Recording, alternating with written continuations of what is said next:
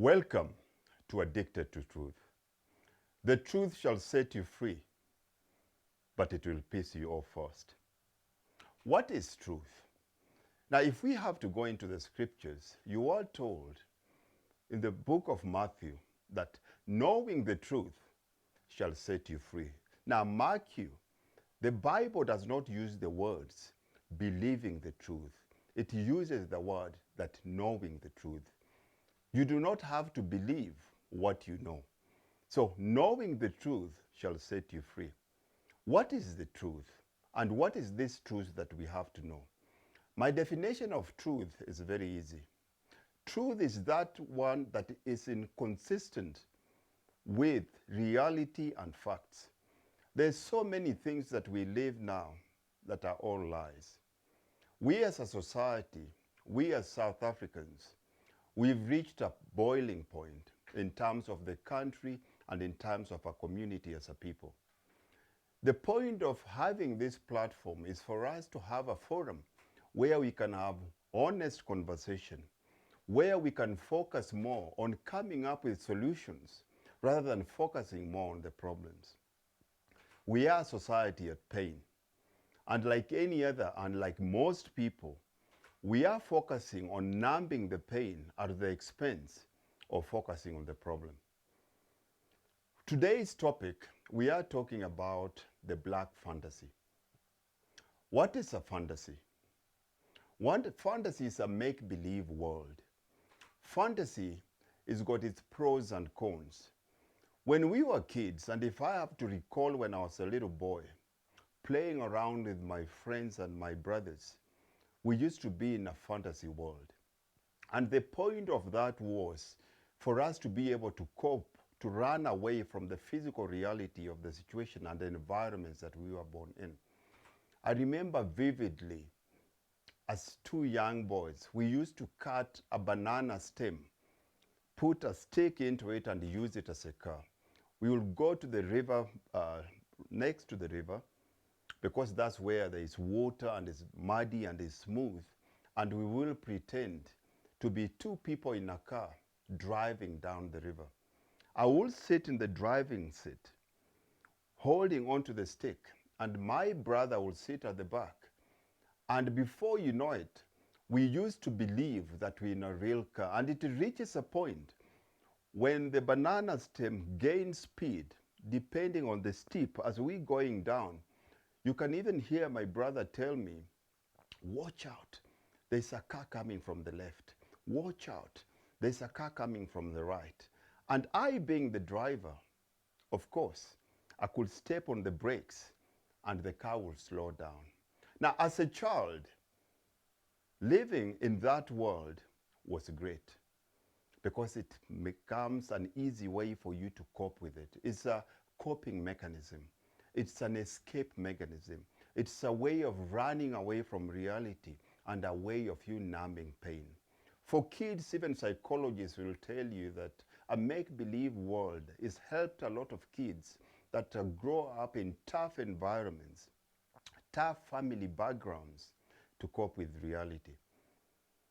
But fantasy becomes a big problem when you carry your childhood fantasy into your adulthood. Now, most of us as black people, unfortunately, we've carried most of our fantasies as kids into the new world. And we do that specifically because we do not want to face the reality that we face. We do not want to face the subjections that we are under.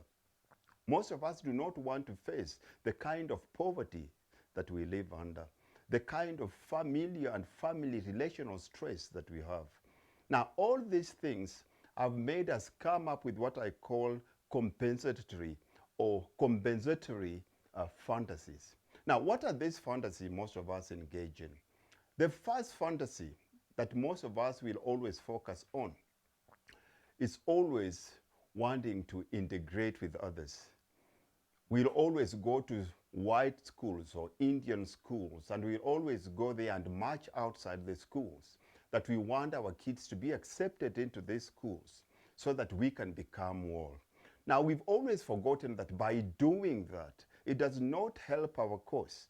but it always makes us look less of a human being unless we are accepted or seen through the eyes of who we're trying to please. Majority of us do that. We move into white suburbs. We move into white schools. We move into white areas.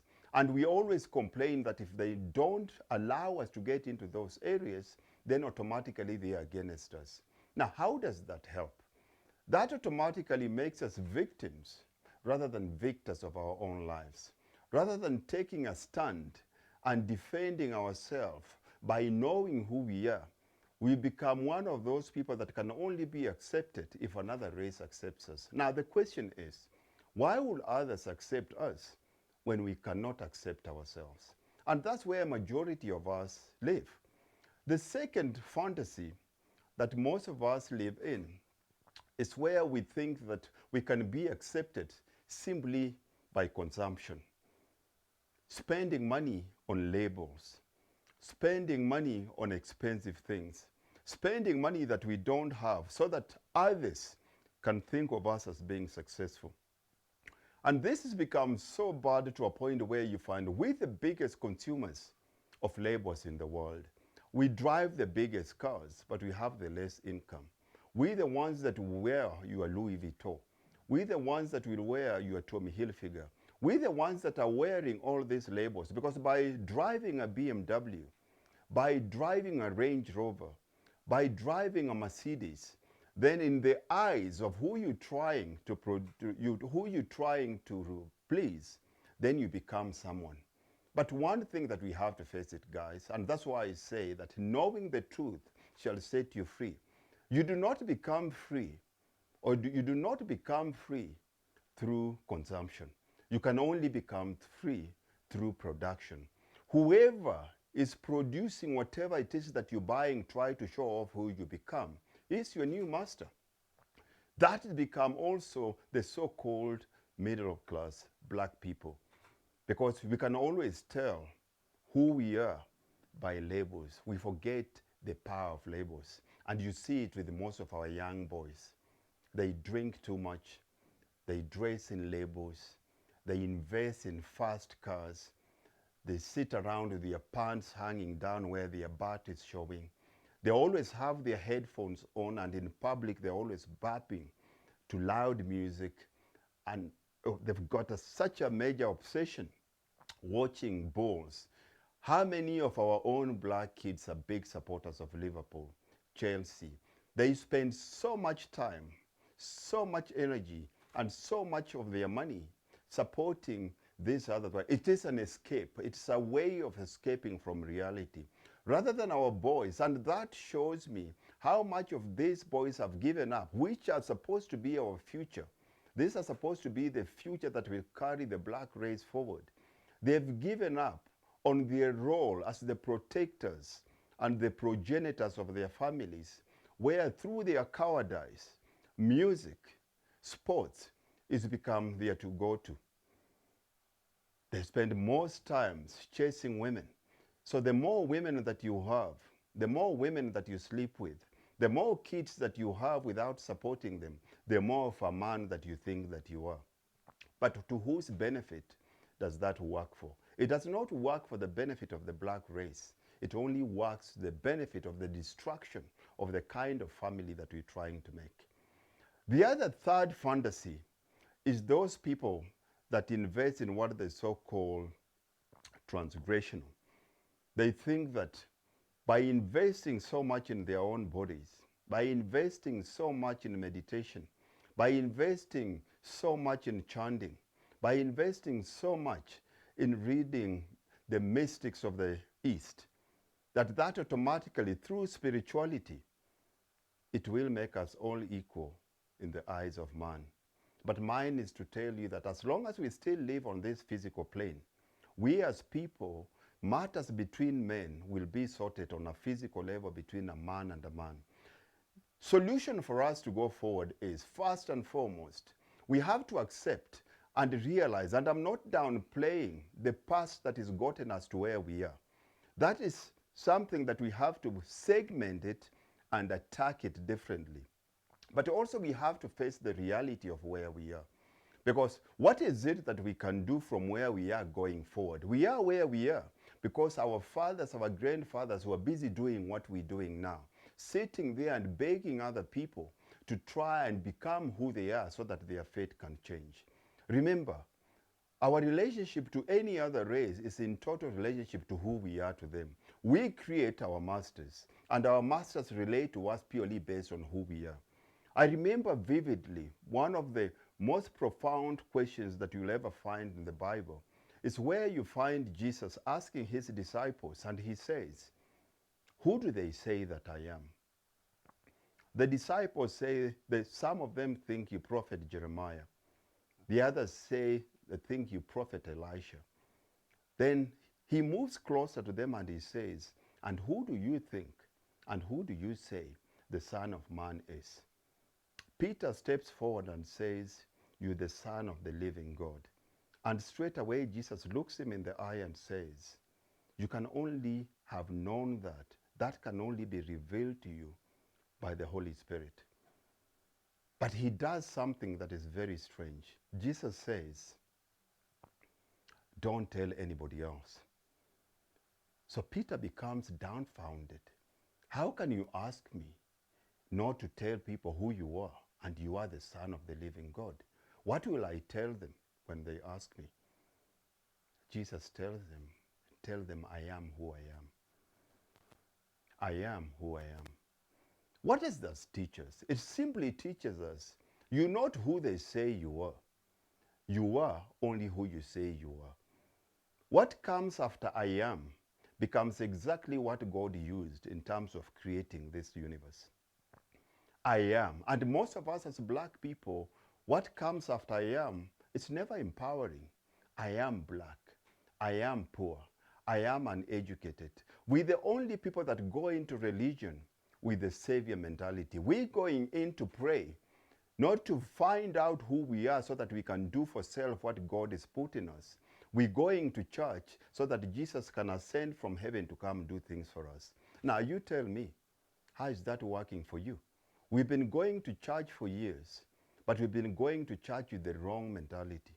We've been going to church not knowing that as Jesus responded to Peter, "I am who I am." Our biggest enemies are not everybody that we're busy pointing fingers at.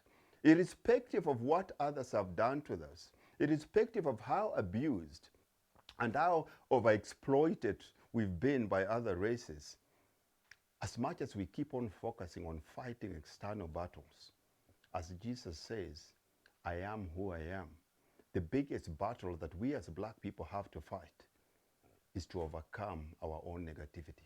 We have to overcome what we think of ourselves, because at the end of the day, you cannot have a bigger vision than what you think of yourself. Vision simply defines who you think that you are. Where do we go from here going forward? The first thing that we have to do is we have to become the purveyors of knowledge. As black people, we have to celebrate knowledge. We have to stop looking at those among us that are going out to be knowledgeable and telling them that you are a clever black, that you are trying to be a white boy. Because without knowledge in this world, you are nothing. You can only make informed decisions to be a man to take your family forward based on knowledge. Now remember, people that believe means they don't know. If you ask most people that go to church, if they believe they'll go to heaven, most of them will raise their hands. But if you ask them if they know they'll go to heaven, none of them will raise their hands. Believe is for things that you don't know. And if for me to make it more easier for you to understand that, look at the letter in the word believe. The word lie comes before be. So a lie that be. Whatever it is that you believe, it's something that you don't know. And if it's something that you don't know, it means that it's a lie. So remember, truth is that which is inconsistent with facts and reality. And the reality of the matter is, most of us, we're thinking backwards because our reality is in total proportion to what we think. We are suffering from psychosis. We are at the bottom of every single ladder in society. We are the poorest of the poorest. We are the most uneducated. Most of us are incarcerated. We have more people in jail than you have people outside. Most of us drink ourselves to a stupor. Most of us are dying from any single imaginable disease that you can. So let's stop being more interested in social progress and focus on how do we focus on becoming the kind of people that God has put in us so that we can move forward, so that our kids can have a better world to inherit. Remember, we did not inherit this country. We did not inherit this generation from the former generation. We didn't inherit this from our fathers. We are borrowing this country from our kids. Will you be in a position to look your kids in the eye and tell them that you gave them a better South African than the one that you received from Mandela? The country is getting worse. So we have a moral obligation as men, and especially as black men, to stand up and become real men. Yes, I agree with there's a lot that has happened that has put us in this position, but let us do what needs to be done. It's time for us to stop fighting. It's time for us to stop numbing our pain and start focusing on our problems. If we're going to have anything left for our kids, if we're going to have anything that is our kids are going to inherit, you have to stand up and be a man. And to do that, there's a lot of things